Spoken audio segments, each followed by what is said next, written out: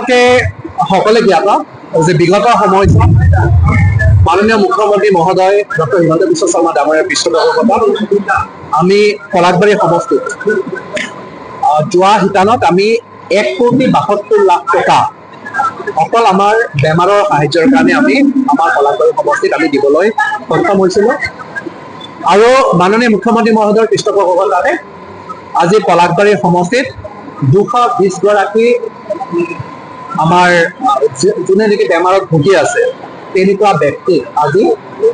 check প্ৰদান কৰা হয় আৰু আজি যেহেতু পবিত্ৰ ৰাখি বন্ধন আৰু এই পবিত্ৰ ৰাখি বন্ধন দিনটোতে আজি এই চেক বিতৰণ কাৰ্যসূচীটো আমি আজি আমাৰ উপহালী চিলাৰায় ভৱনত আমি আয়োজিত কৰোঁ আৰু ভগৱানৰ ওচৰত প্ৰাৰ্থনা জনাইছোঁ যিসকল ব্যক্তিয়ে বিভিন্ন ৰোগত আক্ৰান্ত হৈ আছে তেওঁলোকক ভগৱানে অতি সোনকালে যাতে সুস্বাস্থ্য প্ৰদান কৰে তেওঁলোকক যাতে নিৰোগী কৰে অতি সোনকালে ভগৱানৰ ওচৰত প্ৰাৰ্থনা জনাইছোঁ আৰু যেহেতু আপোনালোকে জানে যে গোটেই অসমতে মাননীয় মুখ্যমন্ত্ৰী মহোদয়ে এনেকুৱা ধৰণৰ পইচা দিব লগা হয় বেমাৰবিলাকক চ' আমাৰ সকলোৰে বেমাৰ হ'লে যথেষ্ট খৰচা হয় বহুত বিভিন্ন ধৰণে বিভিন্ন প্ৰকাৰে বহুত পইচা খৰচ হয়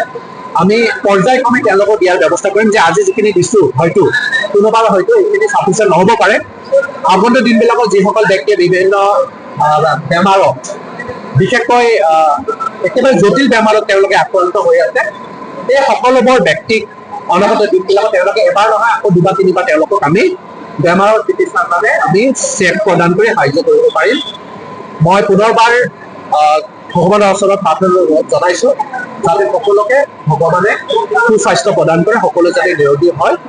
আৰু ইয়াৰ জৰিয়তে আপোনালোকৰ সকলোৰে জৰিয়তে আজি পবিত্ৰ ৰক্ষা বন্ধন ৰাখি বন্ধন আজি পবিত্ৰ ৰাখি বন্ধন